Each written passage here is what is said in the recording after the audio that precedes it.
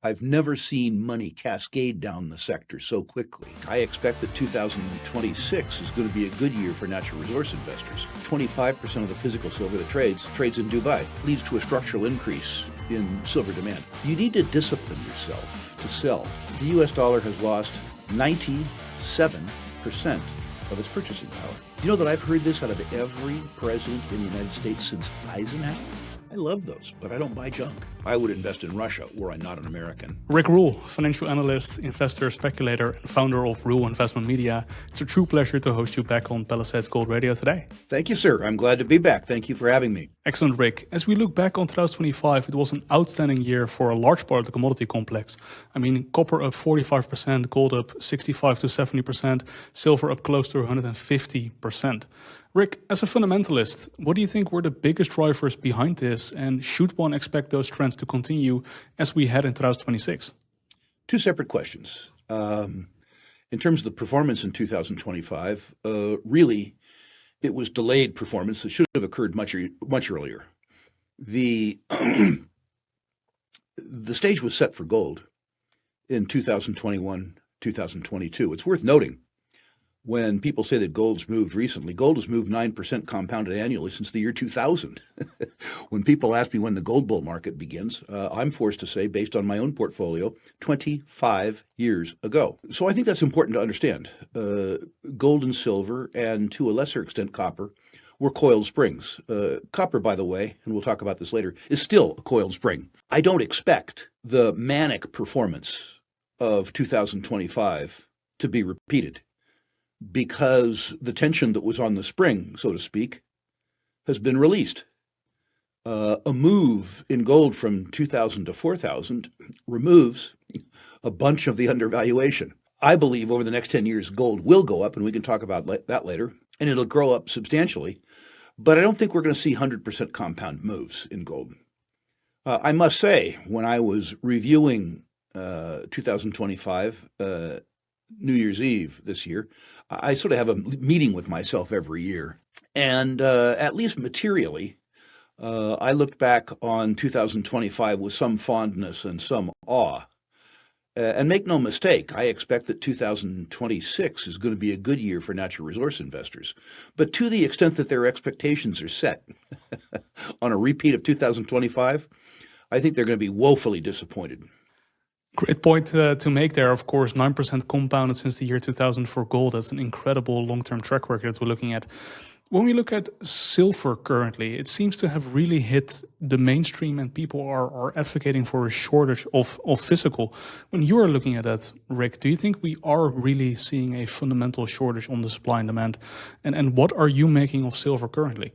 Depends on which buyers you're talking about. For the very large buyers, like my former employer, Sprott, where I'm still the largest shareholder, when they need to buy lots of silver for the Sprott physical trusts, they can buy it. When retail people try to buy 1 ounce bars or 10 ounce bars through retail channels, they have a very difficult time. And there is structural disruption in the traditional silver markets, in particular in the COMEX, which is a paper market. That market was structurally over-leveraged. Some days, the market traded contracts that were equal to 200 times the amount of silver available for good delivery. It didn't matter for 50 years because the silver didn't deliver. The paper contracts settled in paper. They were rolled over. What happened just very, very, very recently is the LBMA and European markets found themselves structurally short of silver. And the spot price for silver was 4 or 5% higher in London than it was in New York or Chicago. So people started taking delivery because they could make 4 or 5% overnight. Simultaneously in the US, the lease rates for silver. Many people don't know that there's a lease market for silver for jewelers and industrial users, fabricators. The lease rates went from 3.5% or 4% to 40% because the people who had been holding silver for lease, myself included, at the end of the lease term, which are very short term, sent the silver to London to make 4% overnight. These are disruptions that are temporary in nature. The disruption that's less temporary in nature, I think, is the coming multipolarity in silver markets. The silver used to be controlled in London and in the U.S., New York and Chicago. It's estimated now that 25% of the physical silver that trades in Dubai. That's a big, big, big change. And a bunch of silver trades in China.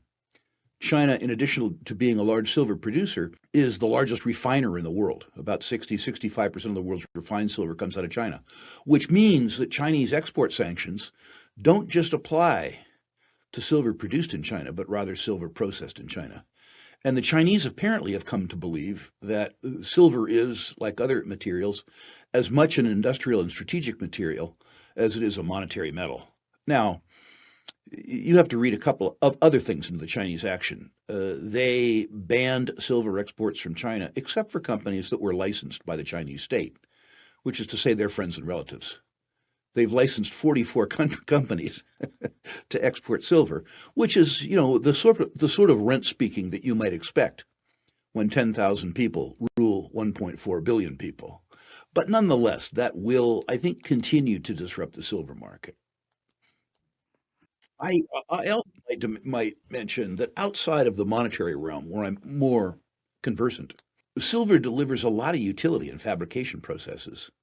My good friend Frank Giustra quoted a source suggesting that there's no demand elasticity in silver use for solar up to $135 an ounce, which is to say the reflective properties of silver and the ease with which it is used to coat solar panels means that no significant substitution and no significant fabrication changes will come into the market unless the silver price goes above $130 an ounce, $135 an ounce. So it's important to note that the utility of silver in applications like germicides, water treatment, and solar means that there's a lot of structural inelasticity around demand at what are frankly sharply higher prices. Today's episode of Palisades Gold Radio is proudly brought to you by our parent company, Palisades, Goldcorp, Canada's leading junior resource investment vehicle, trading on the Toronto Venture Exchange under ticker symbol PALI, with equity and warrant positions in over 200 companies, ownership of mineral projects and royalties, and a significant stake in newfound gold.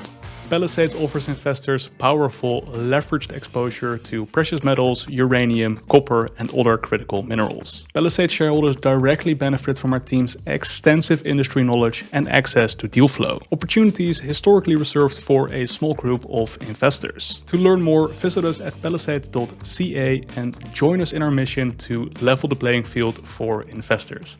Now, back to the show. Yeah, that's a great point, of course, on the demand side, that these manufacturers are not really that responsive to price increases because it's a small part of their total input cost. Talking about the supply side, what we oftentimes hear is that silver is produced mostly as a byproduct metal.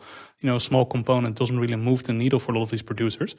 Do you think even at $80 we will see limited additional supply? You would reckon that at least some people are incentivized to produce more? You will see some increase in primary silver production. That will happen. But primary silver production last year was about 18% of total supply, well after recycling and byproduct production. I think that looking out over 5 years, the increase in the copper price will have a lot more to do with increased silver production than the increase in the silver price. If we were ever to see, again, a good market for lead or zinc, there's a lot of silver produced as a byproduct of lead and zinc deposits. Increases in copper, lead, and zinc production would have more of an impact on the supply side with regards to silver than increases in the silver price, paradoxically. Where the increase in the silver price really comes into play, and I remember this in the 1990s, a fairly large amount of physical silver is held outside the market in India.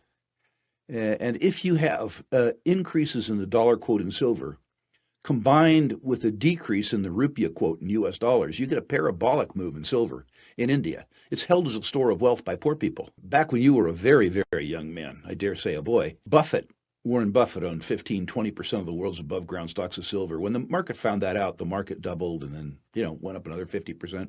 And all of a sudden the market crashed. The Indian rupiah fell by 50% against the US dollar. And the silver price was up well over 100% in US dollar terms. So silver in Indian terms, in rupiah terms, was up by 400%. And that corresponded to, and I forget what it was, either a drought or a flood, but a bad harvest for the Indian peasantry. And they had the choice between keeping their silver, which was up 400%, or feeding their families. Pretty easy choice. Definitely easy choice. So you think with this bull market in silver as well, that will keep a lid on the price if it goes up too much too quickly. These people are incentivized to sell and increase their personal wealth. I think that could be. It really depends on, things are apparently, I'm not an expert on India, things are getting better in India. So it could be, on the other hand, that an increase in wealth in rural India in particular leads to a structural increase in silver demand. I don't know the answer to that. I'm speculating. I do know from having been to Dubai a lot that a bunch of the physical demand for silver in Dubai is Indian, either from Indian guest workers or from, how would you call it, fishermen. It seems that there's an excise tax on silver, and sometimes Gujarati fishermen in Dubai set off from Dubai with fishing boats that happen to have some silver, and fishing boats from Gujarat set out in the Indian Ocean, and they meet, and somehow Dubai silver becomes Indian silver, pre-tariff. Interesting dynamics, that's for sure. Rick, with silver going as parabolic as it has been going in recent times, how are you looking at the metal currently? Is it time to, offload and take some profits, or do you think it is still an interesting hold? I think it depends on who you are and how long you've owned your silver. Whenever I buy anything, I write myself a memo, page and a half long memo, that says why I'm doing it, what could go right, what could go wrong, what time frames am I looking at, what price expectations do I have, and what will I do if something goes wrong. I have some silver, well, not physical silver. I have Sprott physical trust silver, easy silver for me to own, which I bought because I thought that silver was underpriced and was going to pop. Well, my reason to own it has taken place. The stuff goes from $25 to $70, $80. And I look at my thesis and I looked at why I owned it. Well, why I owned it has occurred. You need to discipline yourself to sell when the circumstance that caused you to buy something has occurred, and not be greedy and hold on to the very last smidgen. Make no mistake, I save in gold. I maintain liquidity in US dollars, and I speculated in silver. And I am likely very soon, I haven't done it yet, but I'm likely very soon to sell the silver that I bought in anticipation of just this event. Well understood, and thank you for giving that premiere here. Appreciate that. The last time we spoke in October 2025, we spoke about gold, and one of your big theses there was a loss of purchasing power of up to 75% in the next 10 years. Do you think that is still the case as we look out, or do you think governments are potentially showing willingness to print even more than that? Well, I wouldn't want to speculate. I think 75% is a splashy enough headline for me to give you to justify my thesis. I would note that since 1913, the year of the establishment of the U.S. Federal Reserve, the U.S. dollar has lost 97% of its purchasing power. So the idea that it will lose 3/4 of the remaining 3% doesn't seem outlandish when you look at history. Particularly when you look at that history and you look at our on-balance sheet and off-balance sheet debt and deficits as a percentage of gross domestic product, or better yet, as a function of gross outputs. The circumstances that we have in place today are more egregious circumstances, arithmetically, than have occurred during a century-long period, better than a century-long period, where the purchasing power of the dollar has been declined by 97%. Let's look at what would it take to reverse that decline, just for fun. That's how you test a thesis, right? To begin with, you'd need a balanced budget. You would need to erase a $2.5 trillion on-balance sheet deficit in the United States. Fat chance. You would need, secondly, to figure out how you were going to deal with the $38 trillion in gross encumbrances. $36 trillion net. In other words, how you're going to pay off the bondholders, particularly because $9 trillion of that debt needs to be refinanced in the next 12 months. Then, how do you deal with $120 trillion in net present value of entitlements? Medicare, Medicaid, Social Security, military pensions, federal pensions. How do you deal with that? Are you honest? Do you send a letter to some old codger like Rick Rule and say, yes, you've paid into Social Security for 60 years, but no, you're not going to get any money? Old guys vote. That outcome looks problematic to me. What I think we do is we do what we did in the decade of the 1970s. You're too young to know this, but let me tell you what we did. We'd fought two wars in the 60s. We fought the war on poverty, which we lost, and we fought the war in Vietnam, which we lost. And what we had left over was a bunch of debt and deficits. And it was politically unpalatable to say to various creditors of ours, either bondholders or entitlement beneficiaries, that they weren't going to get paid. So what we did is we honored the nominal value of our obligations while inflating away the net present value of the obligations. We reduced the purchasing power of our obligations by 75% in 10 years. My suspicion is that passes prologue. If you did that, you would reduce the real value of U.S. obligations, the purchasing power of U.S. obligations, from a gross total of, $155 trillion down to some number like $35 or $40 trillion. That's not such an ugly number. It's ugly for the people who are bondholders, and it's ugly for the people who rely on entitlements. But it seems to me to be the only arithmetic way out of this fiscal trap that we've put ourselves in. Of course, Mr. Trump says he's going to grow the economy out of this. Do you know that I've heard this out of every president in the United States since Eisenhower? You may not even know who Eisenhower was. He was so long ago as a president. The one who came closest was Reagan. Reagan, despite his mandate and despite his promises, did not reduce the size of the U.S. government. He only reduced the rate of growth. Reducing the rate of growth of government while at the same time crushing inflation with very high interest rates and taking a recession is what led to a boom that began in 1981 and really ended in 2022. I don't even know if we have the will to raise interest rates. Never mind reduce the size of growth of the U.S. government. If you look very recently, the Department of Government Efficiency didn't do anything. It was a tweet machine. So, your listeners will have to decide for yourself whether we can grow our way out of this dilemma, whether we can solve this fiscal dilemma some other way than the way we solved it in the 1970s. I'm not smart enough to know how we do that. No, definitely. And Rick, this thesis that you outline here is basically exactly the thesis a lot of people on the internet have behind this debasement trade concept. And a trade, of course, implies getting out at some point, again, presumably for fiat. However, what you are outlining sounds like a structural shift, at least a very long-term trend of high inflation, money printing to get rid of these liabilities the government has. So should one view this as a trade, or should one view hard assets as something to own and save in? I didn't sell my gold at the end of 1980 until I had to. Those very high interest rates took their toll on me. And although I didn't want to sell my gold, I had to sell my gold. That ended up being a good thing because the gold price fell fairly precipitously, but it wasn't voluntary. I'm not telling other people to do what to do necessarily. I save in gold and I maintain liquidity in US dollars. Those are two different things. And I will continue to save in gold until I see the reason to do so go away. It may be that technology is a powerful driver, particularly in the US.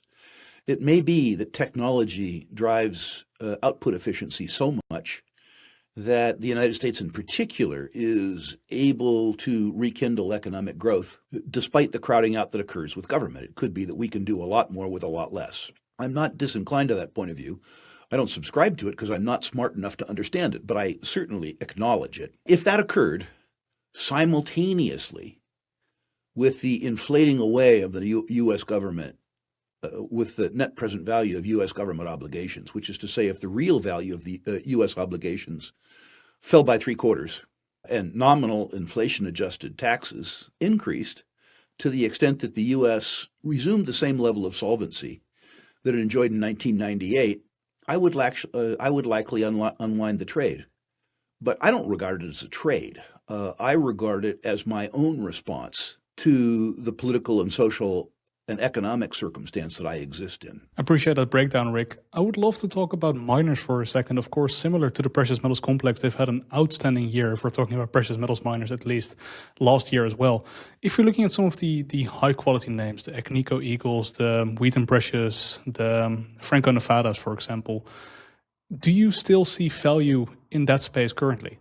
I've been buying them recently. If you believe that the gold price is going higher, in other words, if you believe that you can maintain $4,000, $4,200, on the metric that I use to buy these stocks, which is the net present value of future cash flows relative to enterprise value today, These stocks are cheaper than they were at half the price. The move in the gold price from $3,000 to $4,200. Yes, it's a $1,200 move on a $4,000 base, which is a 25% move or something like that. But it's all margin. If these guys were breaking even, totally breaking even, including cost of capital at $2,000, they had a $1,000 an ounce margin at $3,000. They have a $2,000 an ounce margin today, which is to say their margin has doubled while at the same time their reserves and their production has increased. If you believe the gold price holds, these stocks are cheaper than they were when the stocks were selling for half the price. This is pretty compelling arithmetic from my point of view. Now, that's predicated on the fact that I believe that the gold price in nominal terms, I keep saying nominal, in US dollar terms, increases. All right. And I presume it would be a very similar story if you were to go down the size trail a little bit towards the smaller producers. My experience has been that precious metals bull markets follow a fairly predictable pace, which is to say the metal moved first. That happened. The best of the best moved next. That happened. Then you go to the best of the rest, the single asset producers, the developers. What happened in this bull market is that after the best of the best moved, the whole rest of the sector moved simultaneously. I've never seen money cascade down the sector so quickly as it's cascaded down the sector this time, to the extent that, on a relative basis, I think the juniors are overpriced relative to the seniors. That's not normally what happens at this stage in the market. It normally is that the smaller companies with more risk and less information distribution trade at substantial fundamental discounts to the major. Those discounts are either arbitraged away by professional speculators like me, or they're erased by the big guys with a lower cost of capital taking over the little guys. The explosion in penny dreadful financings that we saw in 2025 tells me that the market's starting to be back asswards, to the extent that in August of 2025, I actually sold 25% of my junior portfolio. I did that because by selling 25% of my portfolio, I could recoup all of the capital that I had invested in the sector since 2020 and pay the capital gains tax due on the sales. So I personally sold 25% on my upside, and I eliminated my downside. Now, was that sale too early? Certainly. Would I have done better if I had waited till the last 10 days? Certainly. Do I care? Not a whit. I'm at the point of no concern now. I can afford to be very, very, very, very patient. And it's worthy to note that I took the proceeds from that sale and I did two things. I bought a package of investments, including Physical Gold, Franco-Nevada, Wheaton Precious, and Agnico Eagle. In other words, I didn't diversify out of the sector. I diversified or reverse diversified from alpha to beta in the sector. I went to investment quality rather than speculation because of the mismatch in risk-adjusted pricing in the sector. I took the other half and I put it in the oil and gas business because, as you know, I love hate and oil and gas are hated. Yeah, we'll definitely talk about oil and gas in just a second. I would love to talk about private placements for a second. Last time you mentioned that you really weren't participating in any. Of course, we are seeing a lot of financing in the space in the juniors with attractive full warrants, 2-year, 3-year warrants. Does that ever entice you to step in a little bit, or just completely out of the financing currently? I love those, but I don't buy junk. And where I'm seeing 2- and 3-year warrants, they are truly junk. You know, I'm not saying this is true all over the place, but everything I see companies where these salesmen are calling me up saying, listen, this thing has a $10 million pre-money market cap. It's dirt cheap. And I say to them, tell me what in the company is worth $10 million. If you liquidated all our assets on the street to a willing buyer, what could you get? Probably $500,000. So they're attracting money on a pre-money valuation that is 100% premium to what they're worth. And then they're throwing in a warrant at a higher price on an investment opportunity that features likely is not a 95% loss is of no particular interest to me. I'm not saying they won't go higher in a gold bull market.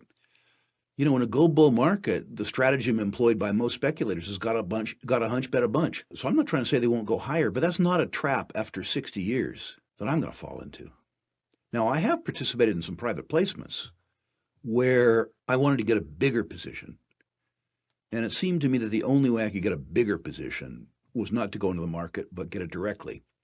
I've done some other private placements where I wanted to show visible support in large measure some management teams I believed in. I learned that from my former mentor, Eric Sprott, who said sometimes you got to play team ball. There's some people who deserve to win. You've won. To the extent that you have the ability to influence the game, you have an obligation to do it. And so I certainly feel that obligation. I've certainly done that. But in terms of participating in the length and breadth of the 2 and 3 year warrant transactions on the real flotsam and jetsam, the Me Too penny dreadfuls, exploration companies run by butchers, bakers, candlestick makers, but no geologists, I haven't been a player. Let's transition to oil and gas. A sector that you mentioned is hated. We're seeing a lot of bearishness in the markets, also a lot of bullishness going around. From a fundamental perspective, Rick, where do you think we are currently located on the cost curve? Are we already seeing, with the current prices in oil around $60 a barrel or a bit lower than that, some producers having to close doors? They're closing doors as much as they are cannibalizing themselves. The response that you're seeing, particularly among the mid-cap producers, has been to defer sustaining capital investments and new project investments in favor of raising the dividend and doing share buybacks, which is to say they're cannibalizing their future growth. The global industry, including parastatals, importantly, is estimated to be underinvesting in sustaining capital investments by between $1 and $2 billion a day. So make no mistake, this deferral of sustaining capital investments impacts the company's ability to produce in years like 28 and 29, maybe not 26, but it's structural. If you defer sustaining capital investments in 6 years, you can't make it up in 6 months. That's not the way it works. You may remember, because it's fairly recent, the price hike that we enjoyed in the oil and gas business after COVID. The oil price fell to, briefly to zero, but settled out at $20. Now, that was strange because the structural break even for the oil and gas business, including cost of capital, was 60. So you make the stuff for 60, you sell it for 20, you do it 95 million times a day, and eventually it begins to hurt. And sure enough, it hurt. The oil price didn't go to 60. It didn't go to the economic clearing price. It went to 90 or 100 because markets overshoot. That's what markets do. Well, I believe a few things. The predominant new supply player in global oil markets for the last 15 years was the United States. Our shale plays, the convergence of these wonderful American technologies, three-dimensional seismic, better wireline logging, horizontal drilling, measurement while drilling, multi-stage fracturing, all these things kicked off a tremendous boom in the United States. That boom at this price is crested. It is estimated that in the United States, 85% of our tier 1 locations, the best locations, at today's prices with today's technology and today's interest rates, have been drilled. The rig count is very low because at $55, U.S. producers aren't making any money. And around the world, particularly in trouble spots, Mexico, Venezuela, and Russia, there's a huge deferral of sustaining capital investments. And that will bite. There's no way out of it. And Rick, where are you finding the most value in producers currently? When you look at the chart of a lot of producers, it hasn't gone down as much as one would expect with how the price of the commodity itself looks. So where are you finding the most value? If I had my choice, my druthers, I'd be buying the Russians. I love hate. And there's no place in the world more hated than Russia, even among Russians. But because I have a banking organization in the United States, the compliance complexities of me investing in Russian oil and gas would be counterproductive. But, to answer the headline question, I would invest in Russia were I not an American. Even as an American, I might do it if I didn't have a banking organization. When there's as much beta as we're going to see in the oil business, you don't need to be too speculative. You just get in the middle of the trade. And from my point of view, the best place to be in the middle of the trade is Exxon. Now, last 3 days, as a consequence of the theater in Venezuela, the share price of everything oil and gas is up by 10 or 15%. I would expect the furor of that to subside. I'm not a news trader. But if Exxon were to retrace, I think Exxon is selling at a 25% discount to its net present value at $60 oil. And I believe in 3 years we're going to see $85 or $90 oil. I believe, too, that Exxon's investments in Guyana, they're so big that they're going to move the dial on Exxon. So far be it from having production declines, they're going to have production increases. Finally, they are likely the largest, or if not the second largest holder of undrilled tier 1 locations in the United States. They have been making the sustaining capital investments that others have been deferring. So I think I'm buying a company where over 5 years, the net present value at least doubles, maybe triples, And I'm buying that at a 30% discount to current net present value and enjoying a 2.75% dividend. That's pretty attractive. If you have more courage, if you're younger, if you have better knowledge of technology, the oilfield services business likely goes crazy. I'm not saying that things will settle out in Venezuela and that the industry will be able to invest $100 billion there. But if they do, the oil field services companies, where their capabilities are already stretched, are going to make a fortune. Ex-Venezuela, which is, say 2 weeks ago, what you looked at is the fact that the oil industry needs to make up for deferred sustaining capital investments over 5 years to maintain current production in the next 5 years, even while oil and gas demand grow. So the service sector, the Halliburtons, the Schlumbergers, those people, for people who have a deeper understanding of technology, probably a better play than the oil and gas producers. I stick to the simple stuff. I don't do technology and process much, although I must say I'm a reasonable sized shareholder of Schlumberger. I wanted to buy the best of the best, one where you didn't have to be too smart. I know that a lot of your audience traditionally has been Canadian, and I would be remiss if I didn't say that the Canadian oil and gas sector is at least equal in quality to the U.S. sector, probably better because they have a larger number of undrilled Tier 1 locations. And they're cheaper. The risk in Canada is, of course, the political establishment. I suggest that Mr. Carney is an improvement over his predecessor in only that he can add and subtract and multiply and divide. He's numerate, whereas his predecessor was rhetorical. But he's anti-carbon. He said that his financial decisions will be made based on carbon, which is not a friendly statement to the oil and gas business. If you believe that markets are ultimately bigger than governments and that Mr. Carney will have to be pragmatic to fund his idiotic spending, then you look north of the border. You look at names like Canadian Natural Resources, which is sort of a poster boy for Canadian oil and gas. You look at Suncor if you have the courage. If Venezuela did come back on, it could be deleterious to Suncor over 5 years, unless Suncor was able to participate. You look at names like ARC, Tourmaline, Prairie Sky, Freehold, Peyto, Birchcliff. You buy that and you get in excess of a 6% current yield, and you get discounts that are even deeper than the American discounts. But you get it with real political risk. What a phenomenal overview of the oil and gas sector, Rick. And like you outlined, it's an interesting, hated sector currently, and you're getting paid to wait. I would love to talk about some other commodities that are currently hated. The commodity complex is quite fast, but it's hard to find a few. Is there anything that's on your radar that's currently hated enough? Had we talked 4 months ago, I would have said nickel. The nickel market was flooded by the Indonesians. Mercifully for me, 2 years ago, I flew over southern Sulawesi, the Indonesian nickel fields. And looking out the window of the plane, I was absolutely shocked at the environmental devastation I saw. Nobody's going to mistake me for Greta Thunberg, But I need to say, it was apparent to me that that level of environmental devastation would cause repercussions among the Indonesian citizenry and even the Indonesian politicians. And that's begun to happen. If you mine laterite nickels responsibly, which can be done, the primary cost of production goes up by 25 or 30%. By the way, even if you don't, if the energy prices go up the way I think they will, your costs rise too. And that's begun to become apparent to the market.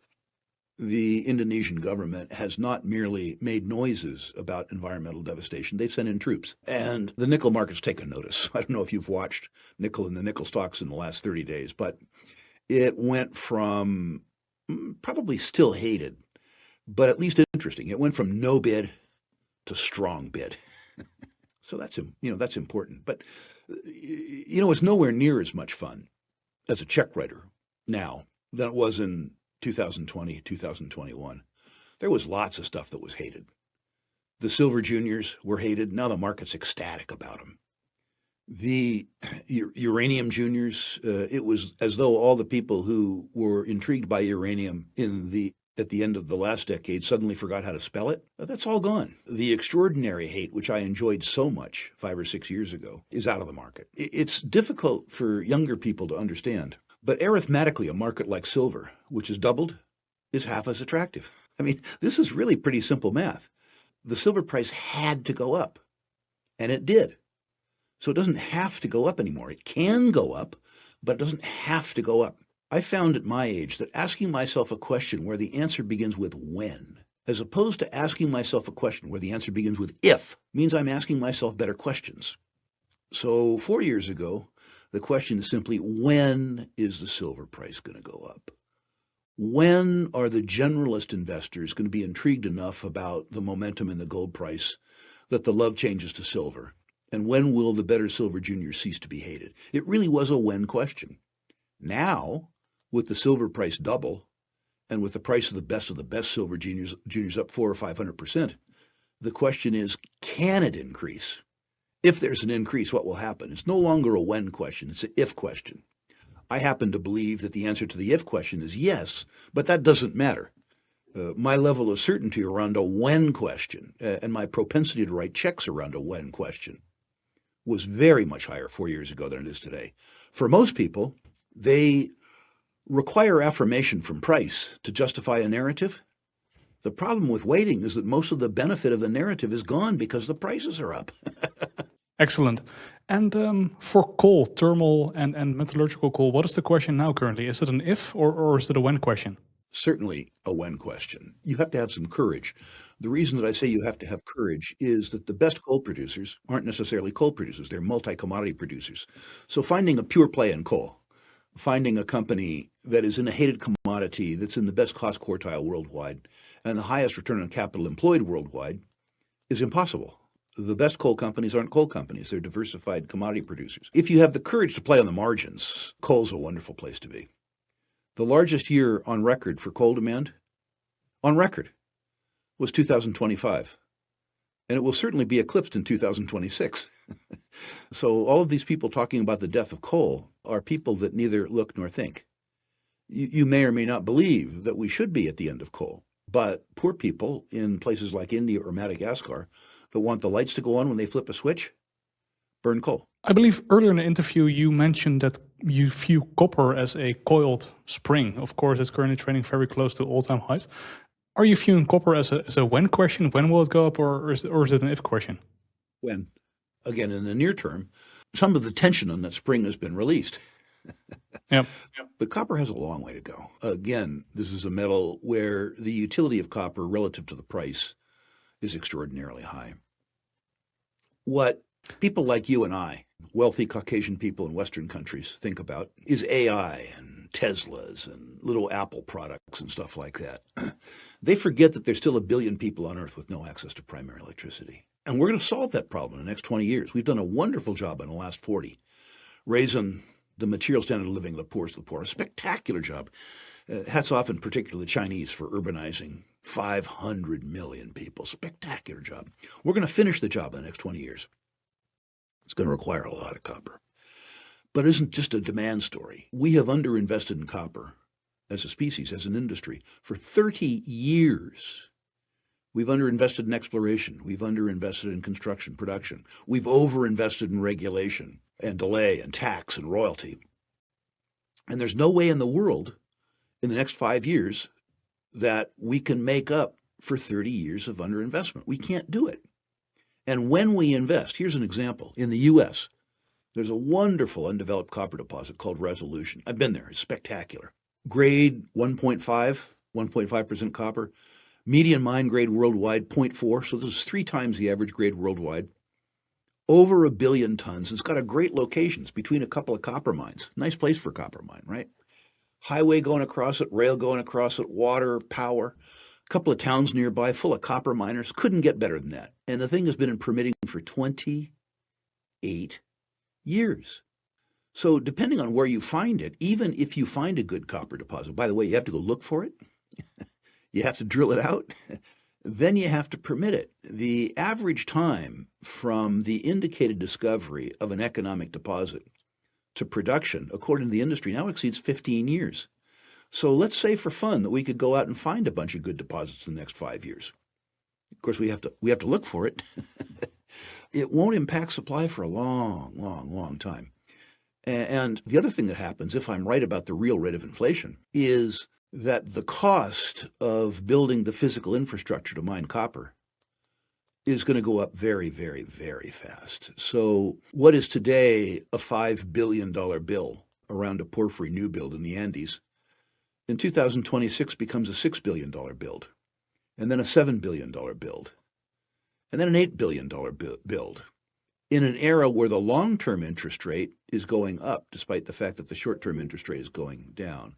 So the capital budgets increase at the same time that the cost of capital increases, and importantly, at the same time that government theft, royalties, uncompensated offsite improvements, taxes increase. This is an if, not a when. People don't understand the value of incumbent, built, permitted, long-lived producing assets.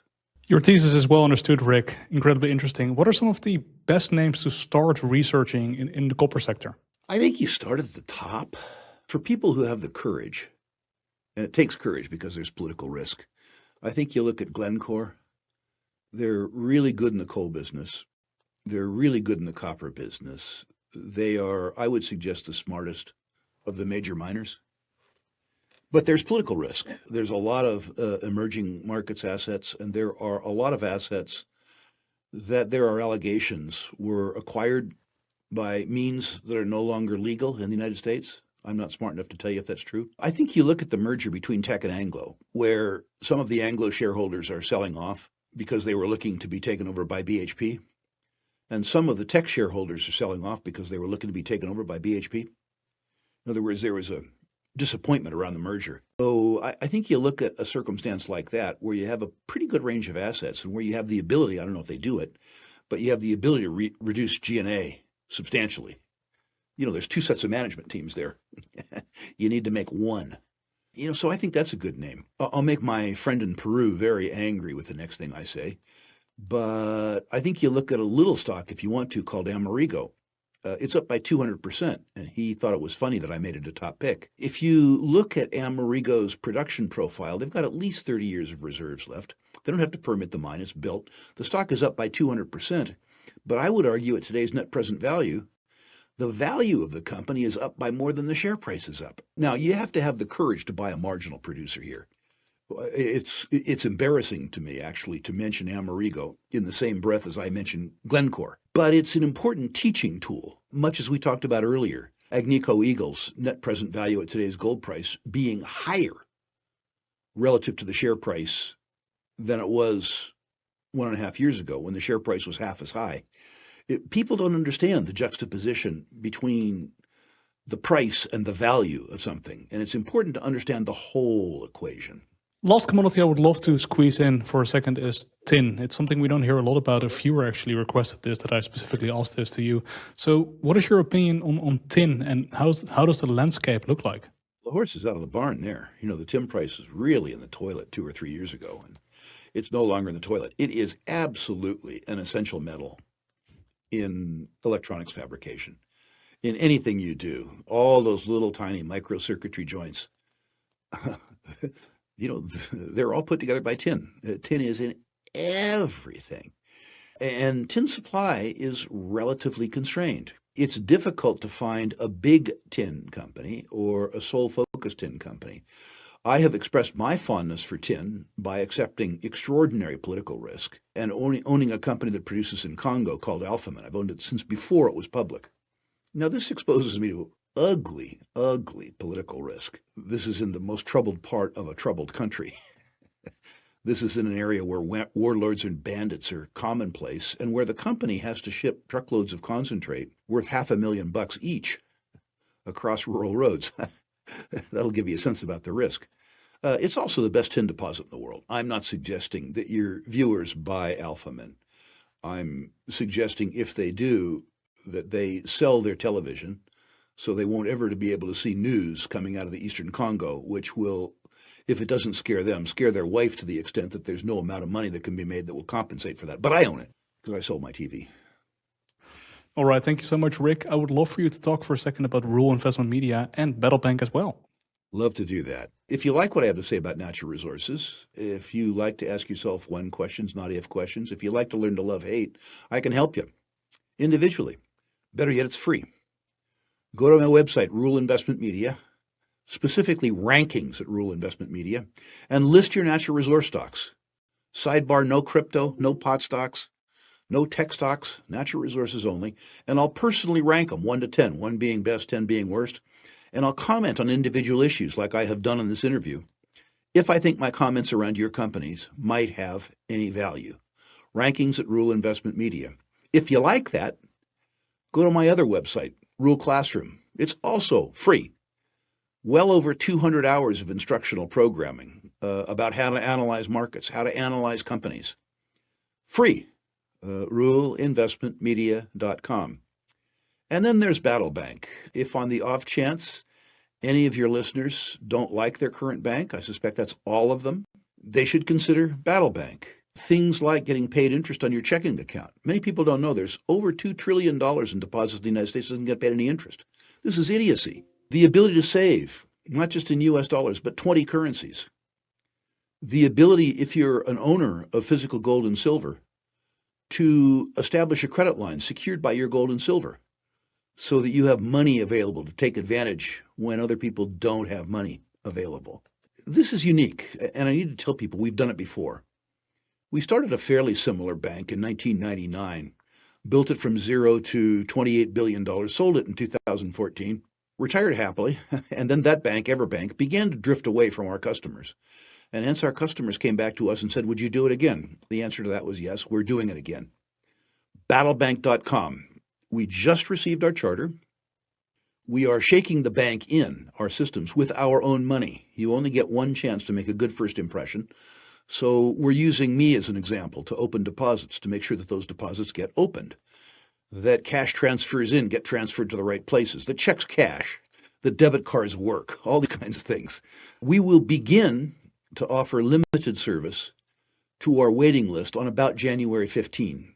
We hope to be able to offer all of our services, our IRA services, our metals equity lines of credit, our gold storage, our deposit products by the middle of February. Go to battlebank.com if for some reason you aren't satisfied with the service that you receive from your current bank. We'll definitely put the link to all of that in the description. Rick Roll, thank you so much for your time and your insights today. Really appreciate it. Always a pleasure. Thank you. I look forward to doing it again when it's convenient to you. Excellent. This podcast is for general information purposes only and does not constitute investment advice, an offer, or solicitation to buy or sell any securities. The views expressed are those of the host and guest and do not necessarily reflect the views of the company or their affiliates. Guests on the show are not compensated for their appearance. Certain discussions may include forward-looking statements subject to known and unknown risks and uncertainties that could cause actual results to differ materially. Listeners should do their own research, consult a licensed financial advisor, and not base any investment decisions solely on the information discussed. For a full disclaimer, please visit our website, and for full disclosure and risk factors of any companies referenced, please see full available disclosure and risk factors on their CEDAR Plus at www.cedarplus.ca.